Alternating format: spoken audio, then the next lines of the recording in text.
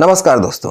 भारत की राजनीति में एक मुद्दा चिंगारी बनकर मीडिया में, बाजारों में, विपक्षी दलों के खेमे में, बड़े बड़े स्टूडियो में हर तरफ मानो आग लगा कर रखा है। और वो मुद्दा है देश के अगला प्रधानमंत्री कौन होगा, कब होगा। यह मुद्दा गरमाने के पीछे कारण है नरेंद्र मोदी की उम्र अगले महीने 75 वर्ष के होने वाले हैं, यानी उनकी उम्र 75 वर्ष होने वाला है। देश के मीडिया में इसे लेकर पूरे देश में हल्ला मचा दिया है। हर रोज कहीं ना कहीं खबरें देखने को मिलते हैं कि कब मोदी रिटायर्ड होंगे, 75 के बाद क्या करेंगे। कुछ हेडलाइंस देखिए। पहले दुनिया भर की टीवी चैनलों पर नरेंद्र मोदी की रिटायरमेंट पॉलिसी को लेकर चर्चाएं हो रही है। अपने अपने तरीके से जो समझ में आ रहा है बता रहे हैं और पूरे देश में भ्रम पैदा कर रहे हैं, और अभी भी वो चल रहा है। पर दोस्तों, पहले समझते हैं संविधान क्या कहता है। भारत के संविधान, कॉन्स्टिट्यूशन ऑफ इंडिया कहता है एक व्यक्ति तब तक प्रधानमंत्री बना रह सकता है जब तक उसके पास लोकसभा में प्रधानमंत्री बने रहने की संख्या है, मतलब उसके पास जब तक मेजोरिटी है। प्रधानमंत्री के कार्यकाल पर ना ही किसी प्रकार की समय सीमा है, ना कोई ऊपरी आयु सीमा निर्दिष्ट की गई है। तो संविधान नरेंद्र मोदी को नहीं रोकता है प्रधानमंत्री बने रहने से। पर मजे की बात यह है, जो लोग संविधान की रक्षा की बात करते हैं वो लोग भी संविधान के नियम के बाहर जाकर कह रहे हैं नरेंद्र मोदी को पद छोड़ देना चाहिए। नरेंद्र मोदी को जनता ने चुना है तो जनता ही हटाएगी। आप जनता को कह सकते हो कि नरेंद्र मोदी को हटाओ, पर नरेंद्र मोदी को कैसे कह सकते हो कि कुर्सी छोड़ो।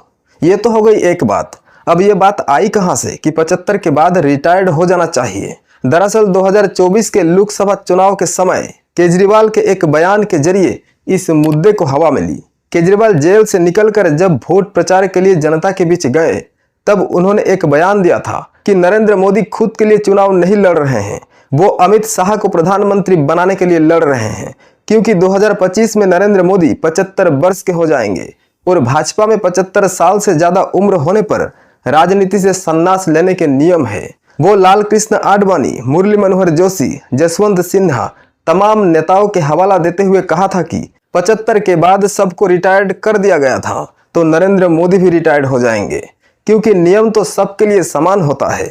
मोदी जी के लिए तो अलग नियम बनेंगे नहीं, तो उन्हें वोट देकर कोई फायदा नहीं। जब वो प्रधानमंत्री ही नहीं रहेंगे तो उन्हें वोट देकर क्या फायदा। और उनका यह बयान राजनीतिक गलियारों में हलचल पैदा कर दी थी। अमित शाह को बाकायदा सफाई देनी पड़ी थी।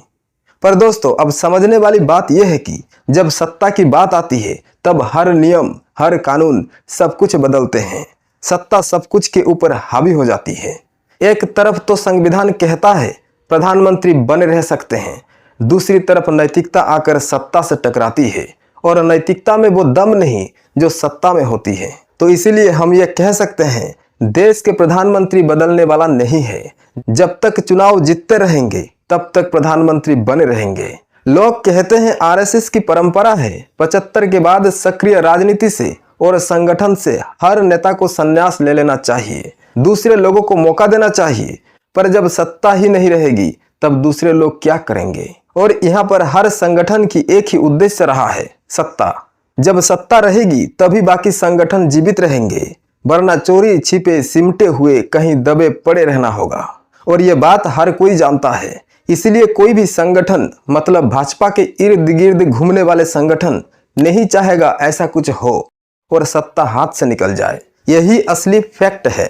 दोस्तों, थोड़ा इस ग्राफ की तरफ नजर डालिए। यह बीजेपी का इतिहास है। 1984 से 2 सीटें जीतकर पार्टी अपने सफर की शुरुआत की और 2019 आते आते 302 सीटों पर पहुंची। पर 1984 से लेकर 2009 तक के इतिहास में पार्टी ने कभी भी पूर्ण बहुमत की सरकार नहीं बना पाई, या कहे तो 182 से ज्यादा सीट नहीं ले पाई। अगर संगठन से ही सब कुछ हो जाता तो पहले भी संगठन थे, लेकिन वो करिश्मा नहीं कर पाए। जब मोदी जी को सामने लाया गया और मोदी जी के नाम पर चुनाव लड़ा गया, तब जाकर भाजपा पूर्ण बहुमत की सरकार बना पाई। मतलब व्यक्ति महत्वपूर्ण है। दोस्तों, मोदी जी के आने के बाद चुनावी प्रचार की तरफ अगर हम नजर डालें तो एक चीज साफ नजर आती है, वो है संगठन से बड़ा व्यक्ति। जी हाँ, संगठन से बड़ा व्यक्ति। मैं ये बात क्यों कह रहा हूँ, इसके कारण है चुनाव प्रचार के दौरान जो नारे लगते हैं, सारा मीडिया में जो पेड प्रचार होता है या फिर कोई पर्ची छपती है तो उसमें क्या लिखा होता है, अब की बार मोदी सरकार, फिर एक बार मोदी सरकार, मोदी है तो मुमकिन है। मतलब मोदी को चाहिए सरकार में, ना कि भाजपा को चाहिए और ना ही आरएसएस को। तो 2014 के बाद से पूरे देश की, प्रदेश की, पंचायत की, पार्षदों की कोई भी चुनाव हो, वो मोदी जी के नाम पर ही लड़ा जा रहा है। मतलब मोदी ही सब कुछ हैं, मोदी ही सरकार है, मोदी ही संगठन है, मोदी ही नेता है, मोदी ही भाजपा है और मोदी ही आरएसएस है। और यही भाजपा आरएसएस के कड़वा सच है, बाकी सब नाटक है। अब आप बताइए, जिनके नाम पर लड़ा गया चुनाव, जिसके नाम पर गढ़े गए नारे, जिसके नाम पर चला संगठन, जिसके नाम पर सारे काम हुए, उसे हटाएगा कौन? किसके पास ये हैसियत है? अगर हट जाते हैं तो क्या कुछ बच पाएगा? क्या लोग स्वीकार करेंगे? क्या लोग फिर से भाजपा के नाम पे वोट डालेंगे? नहीं डालेंगे।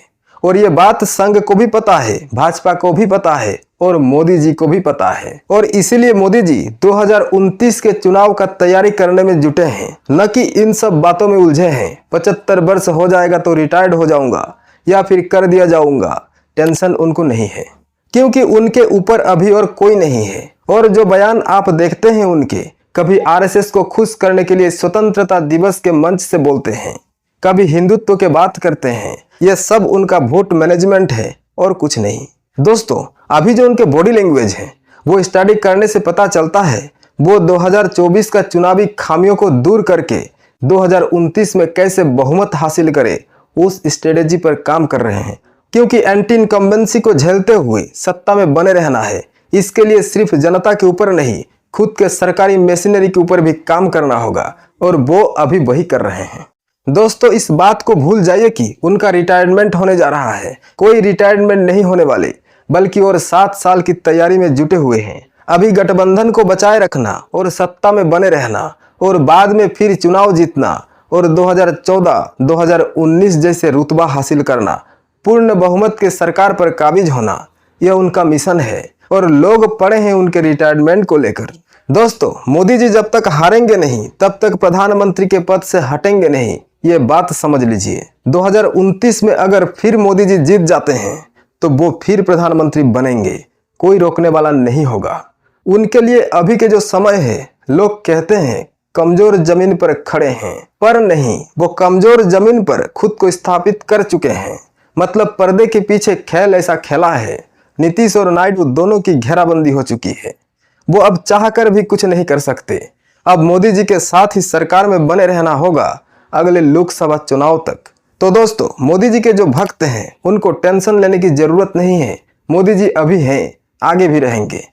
चलिए फिर मिलते हैं, नमस्कार।